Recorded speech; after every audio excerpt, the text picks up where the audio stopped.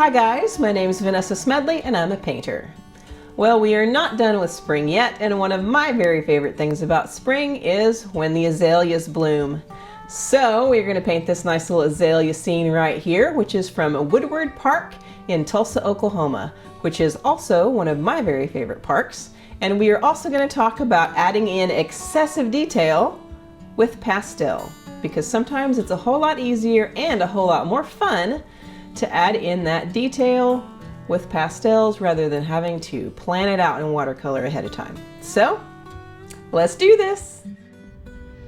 And here are today's materials. Go ahead and screenshot, or they're listed in the description for you.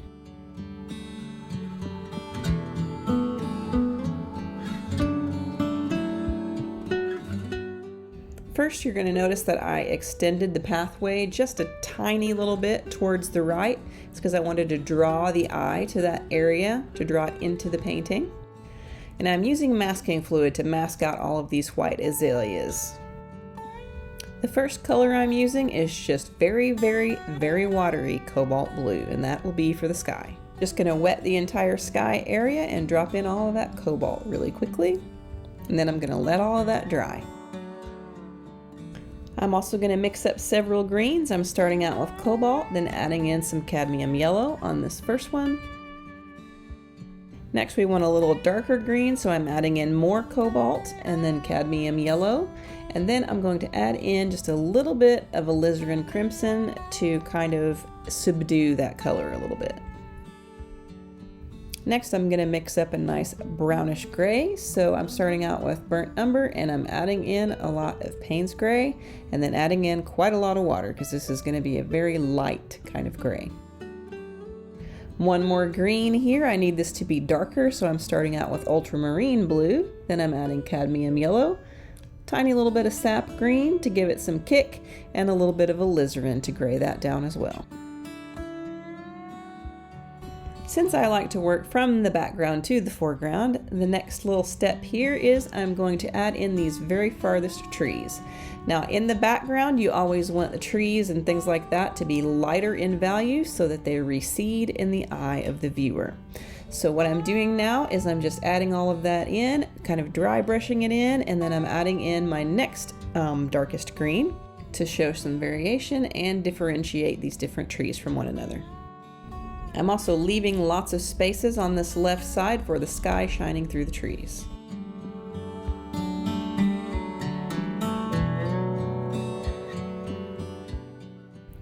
While this is still damp, I'm going to go ahead and bring in my grayish brown and start adding tree trunks.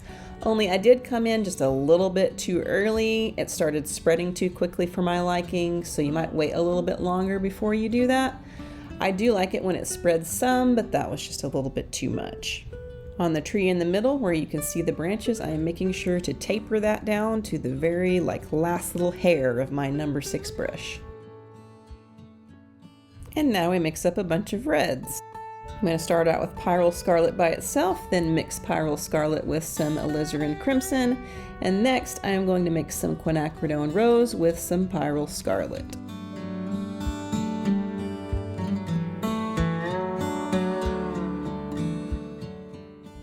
I'm going to take that Quinacridone Rose and Pyrol Scarlet mix and water it down a whole lot and use it for this top bush back here.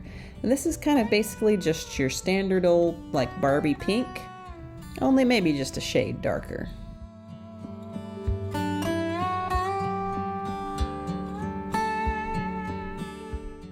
And then I'm going to add in some Quinacridone Magenta into the shadow areas here.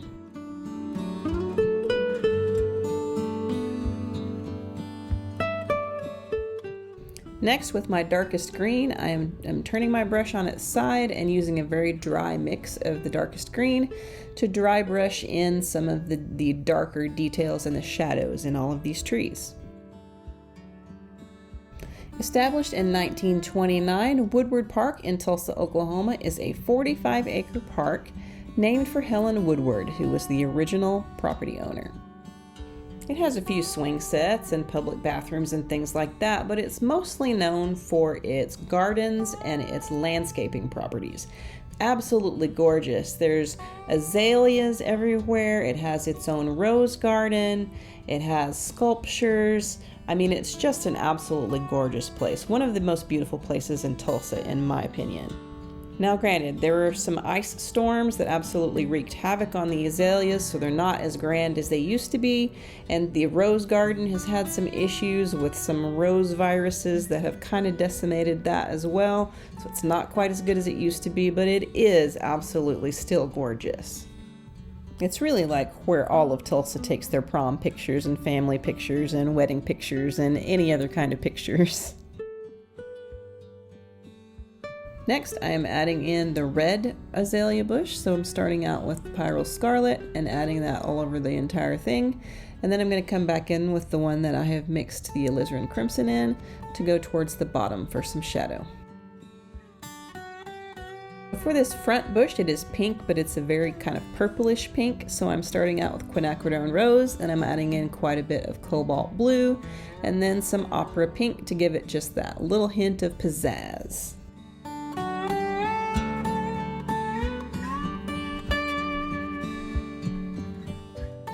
So for this purplish pink magenta bush here, I'm just going to go ahead and do a flat wash all over the entire thing, and then I'm going to add a little bit more cobalt blue so that we have a darker color, and then I'm going to come back in and add some shadow areas with that color.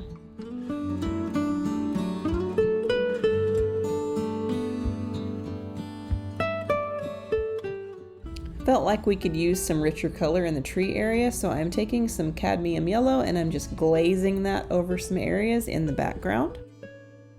And then I'm going ahead and darkening up some of the tree areas here because I feel like the azaleas are going to get lost a little bit if they're not darkened up.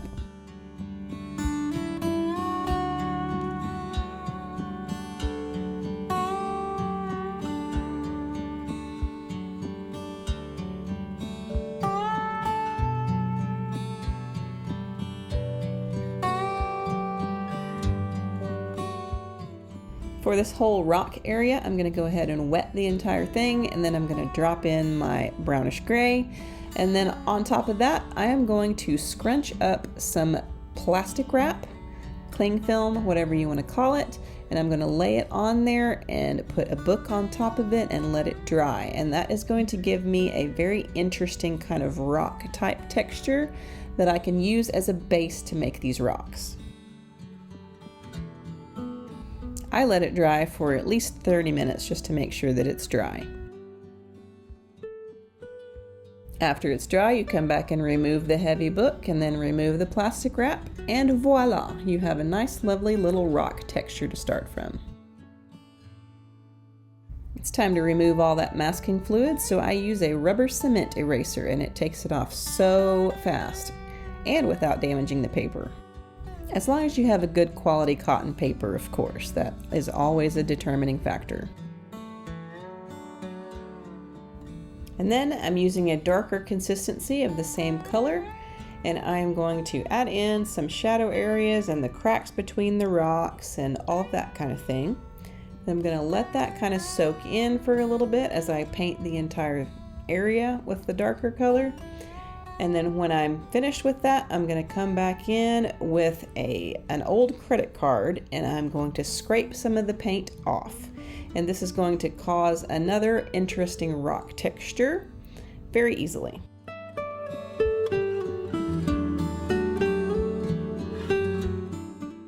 I allowed all of that to dry, and now I'm coming back in with a lighter mixture of that, and I'm modeling these rocks a little bit more to where you can see the 3D nature of them.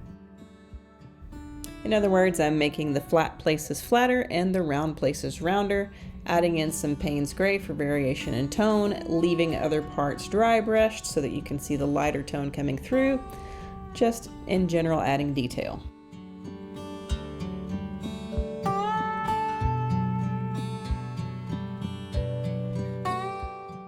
Next, I bring in pretty much straight Payne's gray to add in the cracks underneath each step and the cracks underneath each rock, etc.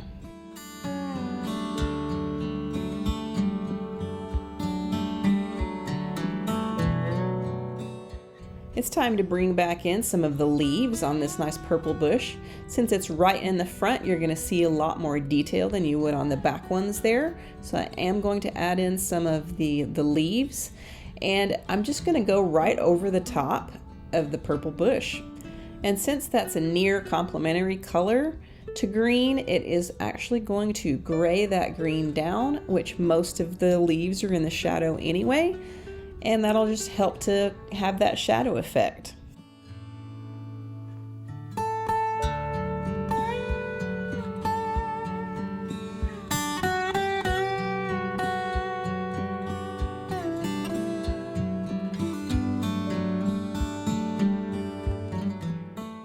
Then I mix up a shadow color for the white azaleas, and I'm starting with Cobalt Blue since we've been using a lot of that, and I'm adding in Cadmium Orange to gray that down.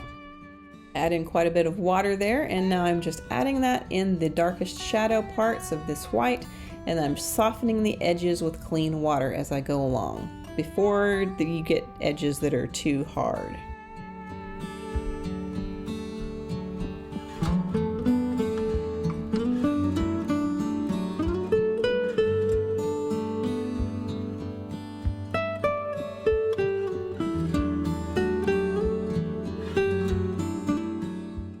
And then I decided the trees needed to be just a little bit darker behind here so that you can see the azaleas and their edges.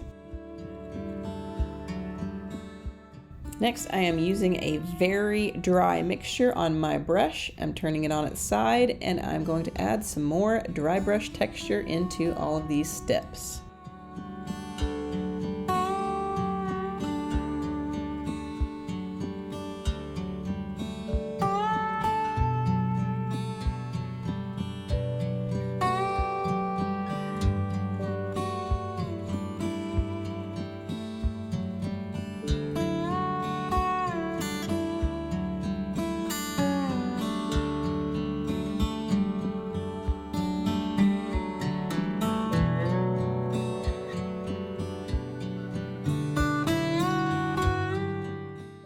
Next, I'm going to come back in with a little bit thicker consistency of my pink to add some details here, some differentiation.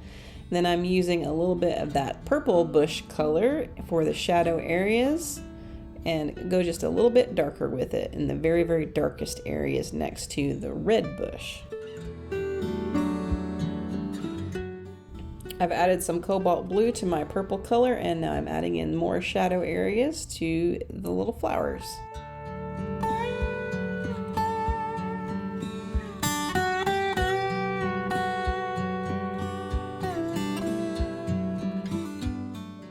Next, I'm adding in a little bit of sap green to my red color, and I'm adding in the darkest shadows in that bush. Alright, so sometimes this happens, y'all. I decided I went a little bit too dark with some of my details here, so I just wet the entire thing and scrubbed just a little bit, put a shop towel over the top of it, and pressed down lightly to lift some of that color off so that I could then try again later for some detail. Next, I'm going to go through just a round of detail darkening to make sure I have the shadows dark enough. Earlier I had them too dark, so I think they need to be kind of split down the middle. Because if you don't get your shadows dark enough, you're not going to have any depth. One fact about azaleas that is not all of that fun is that despite the fact that they are absolutely gorgeous, they are explicitly toxic to humans and pets, and if consumed, if you eat enough of it, it could cause cardiac arrest. So I don't know that I'd recommend that.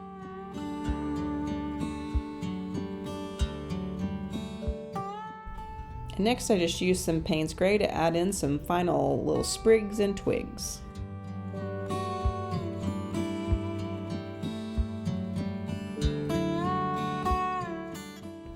And now for some final details with some pastels. So I'm going to take similar colors to the paint that I've laid down, and I'm just going to add in some more highlights and details and ragged edges to all of these absolutely just zillions of blooms here. And yes, I could have used masking fluid and masked out just every little detail like that, But when it's so easy and so quick and so much more enjoyable to just add it in at the final stage here with some pastels, it makes it very difficult to want to do that with masking fluid. Especially since masking fluid can sometimes just look so artificial around the edges. The pastel to me just looks a little bit more natural as well. And especially when you're talking about things like this rock right here, when you're trying to put highlights back in over the top of it, so much easier, so much more natural looking when you just talk about using pastel here. And especially when you're talking about adding in the green on top of the purple and on top of the red and things like that. If you want any kind of a bright, vibrant green, you're going to have to add pastel back in if you choose to do it the way that I did, which was cover the entire thing with purple and red. Because of course, if you try to put those two colors together, they will cancel each other out. So that's why I think that using pastels towards the end is a total acceptable thing to do. Especially if you're just painting it for yourself and not entering it into any kind of specific watercolor art shows. Because technically this probably counts as multimedia at this point, but you know. And here's the finished product, all dry and with the tape removed and with the pastel added, and I'm glad I was able to share one of my favorite Tulsa parks with you. And there you have it, a lovely azalea scene for the azalea season, which is kind of probably almost over. But anyways, don't forget to like, comment, subscribe, share, all of that fun stuff, because that's how this channel gets to grow. Thanks for watching. I'll see you again in 2 weeks.